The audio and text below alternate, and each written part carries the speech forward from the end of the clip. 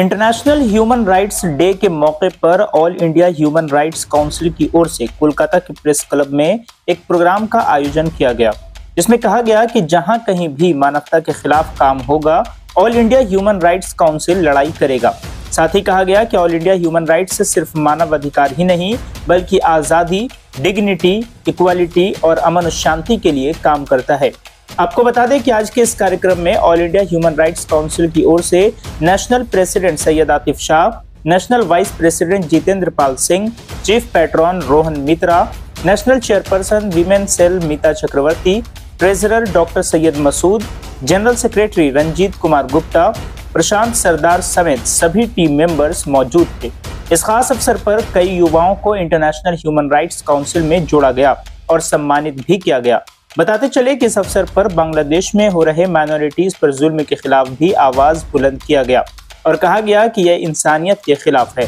हम इसकी कड़ी निंदा करते हैं। साथ ही भारत में माइनॉरिटीज के साथ लिंचिंग और खुलेआम जुल्म को लेकर आवाज बुलंद किया गया और निंदा की गई। सभी ने कहा कि हम इंसानियत के साथ हैं और अधिकारों के लिए हम लड़ाई करते रहेंगे। आइए सुनते हैं। देखिए, इंटरनेशनल ह्यूमन राइट डे अभी कुछ देर पहले हम मेरे एक दोस्त और आज के चीफ गेस्ट श्री रोहन मित्रा ने कहा था कि सेकेंड वर्ल्ड वॉर के बाद यूनाइटेड नेशन के इनिशिएटिव पे वर्ल्ड ह्यूमन राइट ऑर्गेनाइजेशन को बनाया गया और all India human right council के प्लेटफॉर्म से एज अ नेशनल प्रेसिडेंट मैं ये मैसेज देना चाहता हूँ कि all India human right council always लोगों के राइट्स के लिए लड़ता रहेगा, लोगों के राइट्स के लिए बोलता रहेगा और हमारा ये राइट्स इस देश का संविधान हमें देता है और इससे हमें कोई रोक नहीं सकता। और जिस जिस जगह पे ह्यूमन राइट वॉल्यूशन होगा, all India human right council और इनके तमाम मेंबर्स वहाँ पे हमेशा खड़ा रहेंगे और हम लोग हमेशा जो है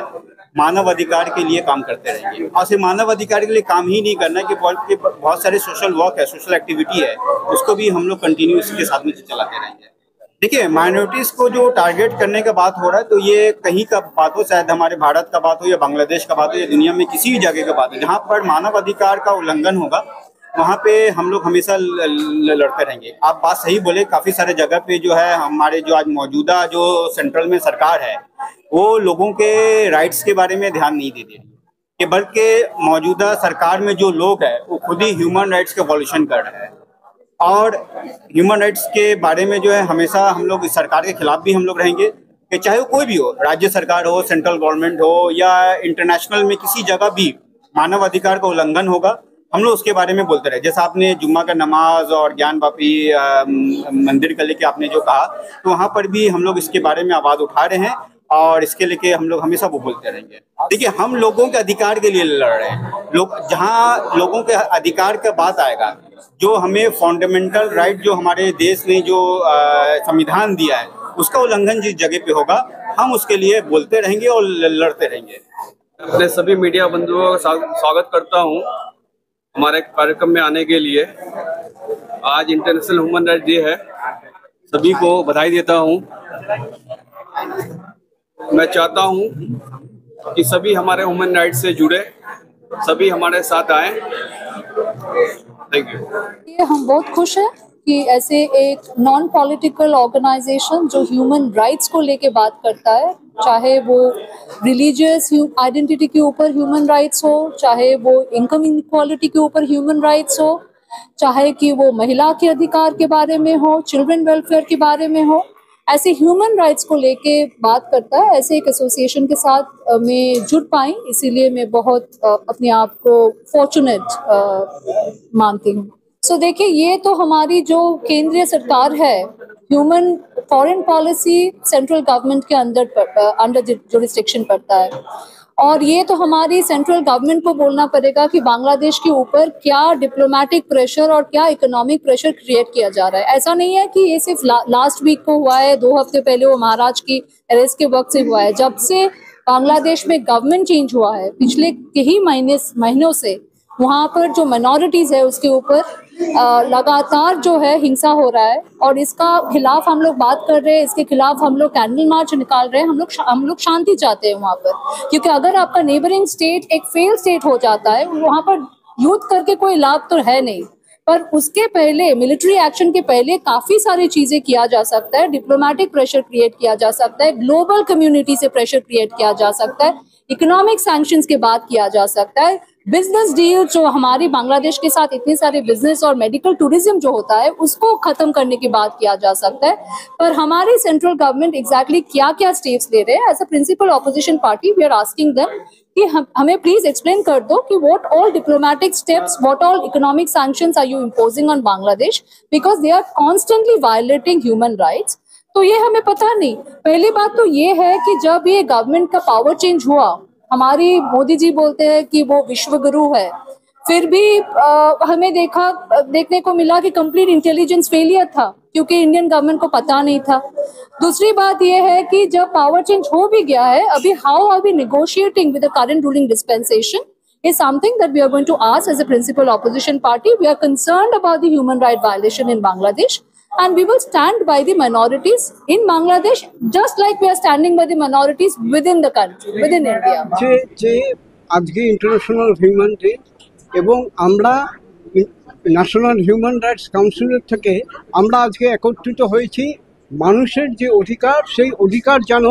বাস্তবে রূপায়িত হয় এবং আমরা যারা সকল সদস্য এবং সদস্যরা আছি তারা এটা দেখব যাতে আমরা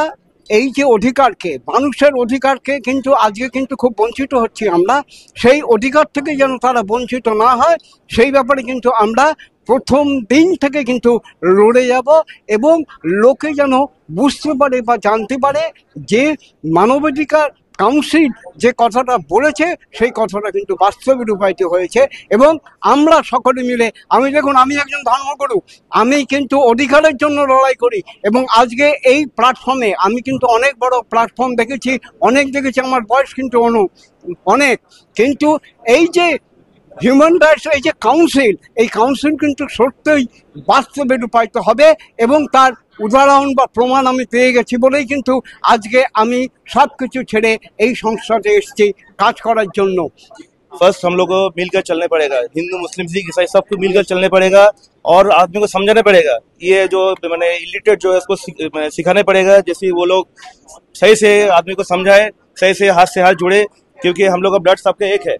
हम लोग सब एक, हिंदू सबका ब्लड एक है, काटने से खून एक ही आएगा। तो हम लोग को इस संगठन में पहले हमने सैयद आसिफ साहब को हम सूर्योदय करना चाहता हूँ, जो इस ऑल इंडिया काउंसिल के प्रेसिडेंट है, वो हम लेके जुड़े हुए हैं।